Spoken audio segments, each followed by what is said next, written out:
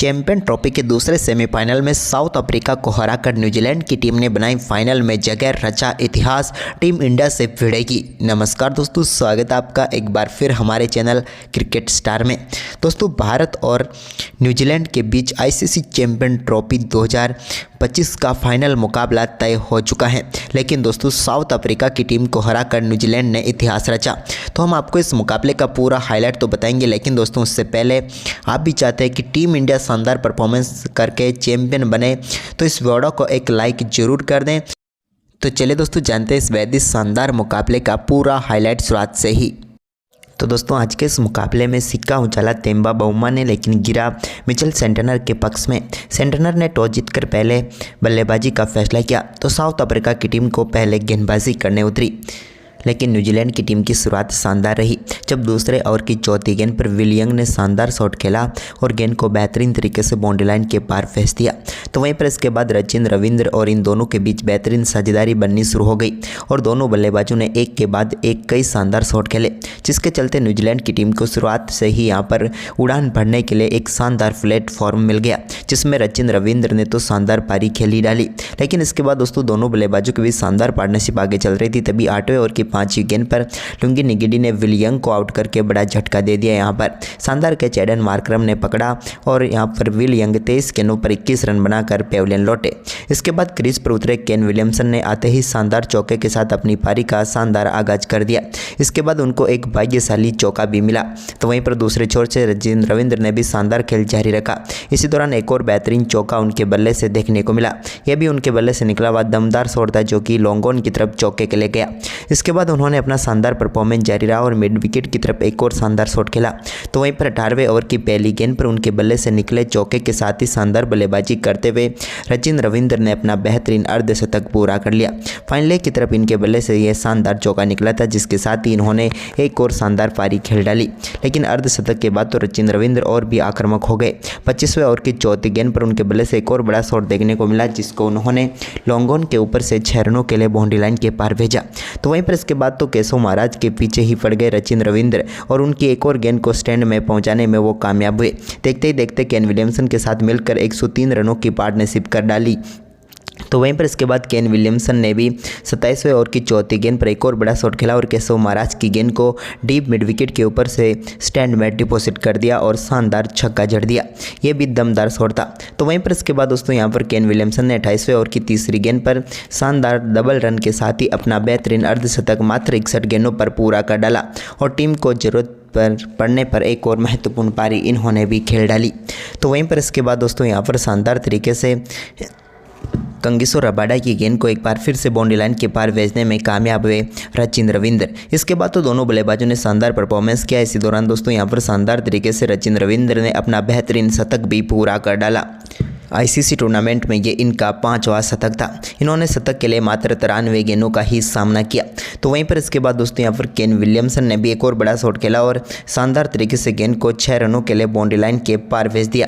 लेकिन इसी बीच दोस्तों शानदार बल्लेबाजी कर रहे सचिन रविंद्र के रूप में एक और झटका यहाँ पर न्यूजीलैंड की टीम को लगा 34वें ओवर की तीसरी गेंद पर, जब वो एक शानदार शॉट खेलने के लिए तो जरूर गए थे, लेकिन बल्ले का किनारा लेकर गेंद क्लासन के हाथों में पहुँच गई और सचिन रविंद्र शानदार बल्लेबाजी करते हुए 101 गेंदों पर 108 रन बनाकर पेविलियन लौटे। तो वहीं पर इसके बाद दोस्तों यहाँ पर केन विलियमसन ने भी शानदार चौके के साथ ही अपनी पारी को 100 तक पहुंचाया। उन्होंने एक स्कूप शॉट के जरिए गेंद को बाउंड्री लाइन के पार भेजा और एक और ओडीआई शतक पूरा कर लिया। दमदार बल्लेबाजी यहाँ पर इनकी भी देखने को मिली। इसके बाद दोस्तों यहाँ पर 40वें ओवर की 5वीं गेंद पर केन विलियमसन को भी चलता कर दिया मुल्डर ने, क्योंकि यहाँ पर एक और स्कूप शॉट खेलना चाहते थे फाइनल के ऊपर से, लेकिन यहाँ पर शानदार कैच उनका पकड़ा गया। विलियमसन की हम पारी की बात करें तो उन्होंने 94 गेंदों का सामना किया और 102 रन बनाए। तो वहीं पर इसके बाद टॉम लेथम भी ज़्यादा कुछ खास नहीं कर पाए और 42वें ओवर की पहली गेंद पर उनको भी बोल्ड करके पेविलियन भेज दिया। टॉम लेथम ने 5 गेंदों का सामना किया और सिर्फ 4 ही रन बनाकर वो पेविलियन लौटे और कंगिसो रबाडा ने यहाँ पर एक और सफलता साउथ अफ्रीका की टीम को दिला दी। लेकिन इसके बाद दोस्तों यहाँ पर डेरिल मिचेल ने आक्रामक बल्लेबाजी करनी शुरू कर दी और उन्होंने 45वें ओवर की दूसरी गेंद पर लुंगी एंगिडी की गेंद को 6 रनों रनों के लिए बाउंड्री लाइन के पार भेजा। तो इसके बाद उनके बल्ले से एक शानदार चौका भी देखने को मिला, यानी कि वो अब आक्रामक बल्लेबाजी करना शुरू कर चुके थे। न्यूजीलैंड की टीम का स्कोर अब और भी तेज़ी से आगे बढ़ने लगा, क्योंकि यहाँ पर पूरी साउथ अफ्रीका की टीम के लिए चिंता का विषय बन चुका था, क्योंकि मार्को यंसन, लुंगी एंगडी, कोई भी गेंदबाज डेरियल मिचेल और ग्लेन फिलिप्स के सामने टिक नहीं पा रहे थे।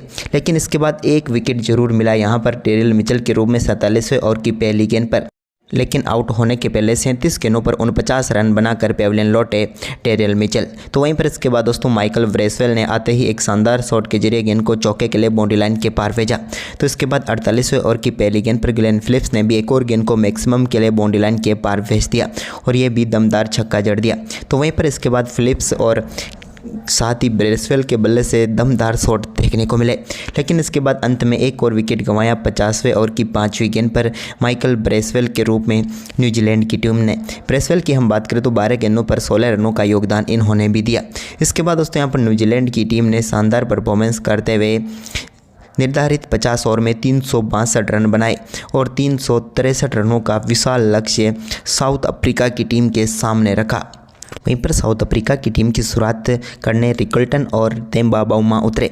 तो आते ही रिकल्टन ने शानदार बल्लेबाजी करते हुए पहले ही ओवर में मैट हेनरी के 2 बेहतरीन चौके जड़कर इस लक्ष्य का पीछा करने के लिए पूरी तरीके से अपना इंटेंट बता दिया।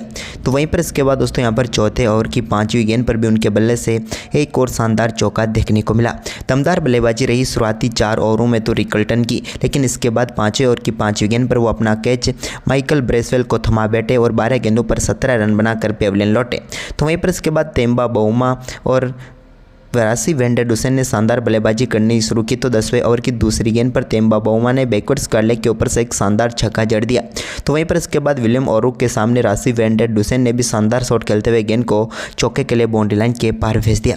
इसके बाद तो दोनों बल्लेबाजों ने एक के बाद एक कई शानदार शॉट खेले और टीम के स्कोर को तेज़ी से आगे बढ़ाया। वहीं पर माइकल ब्रेसवेल के सामने एक और शानदार चौका यहाँ पर रासी वेंडरडुसेन ने जड़ दिया, लेकिन इसके बाद 20वें ओवर की तीसरी गेंद पर शानदार सिंगल के साथ ही अपना बेहतरीन अर्धशतक पूरा कर लिया तेम्बा बाउमा ने। हालांकि थोड़ी सी धीमी पारी जरूर कह सकते हैं स्कोर के हिसाब से, लेकिन 64 गेंदों पर वो अर्धशतक तक पहुंचे।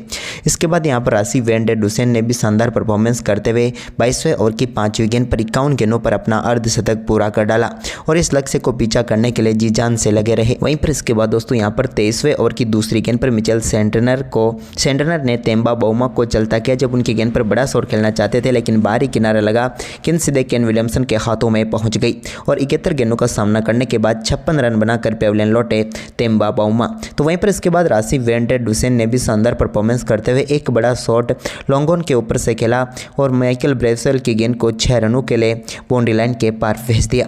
लेकिन इसके बाद दोस्तों यहाँ पर एडन मार्करम ने भी शानदार तरीके से एक शॉट जरूर खेला, लेकिन इसी बीच बड़ी सफलता यहाँ पर मिल गई रासी वेंडरडुसेन के रूप में मिचेल सेंटनर को। उन्होंने उनको बोल्ड करके पेविलियन भेजा, जिन्होंने 66 गेंदों पर 69 रनों की शानदार पारी खेली। लेकिन इसके बाद दोस्तों यहाँ पर मिचेल सेंटनर ने इस मुकाबले की सबसे बड़ी मछली को फांस लिया, जहाँ पर हेनरी क्लासन को उन्होंने बड़े शॉट खेलने पर मजबूर किया और लॉन्ग ऑन के ऊपर मैट हेनरी के हाथों कैच करवा कर पेविलियन भेज दिया और साउथ अफ्रीका की टीम को बैकफुट पर धकेल दिया, क्योंकि यहाँ पर 7 गेंदों पर 3 रन बनाकर क्लासन पेविलियन लौट गए। वहीं पर इसके बाद दोस्तों शानदार परफॉर्मेंस यहाँ पर जारी रहा न्यूजीलैंड के गेंदबाजों का और यहाँ पर चलता किया एक और एडन मार्करम बल्लेबाज को, जो कि घातक साबित हो सकते थे न्यूजीलैंड की टीम के लिए, लेकिन उनको 29 गेंदों पर 31 रन बनाकर पेविलियन भेज दिया। इसके बाद मुल्डर भी ज़्यादा देर तक टिक नहीं पाए और 36वें ओवर की आखिरी गेंद पर मुल्डर को भी माइकल ब्रेसवेल ने रचिन रविंद्र के हाथों कैच कराकर पेविलियन भेज दिया, जिन्होंने 13 गेंदों का सामना किया और 8 रन बनाकर पेविलियन भेजा।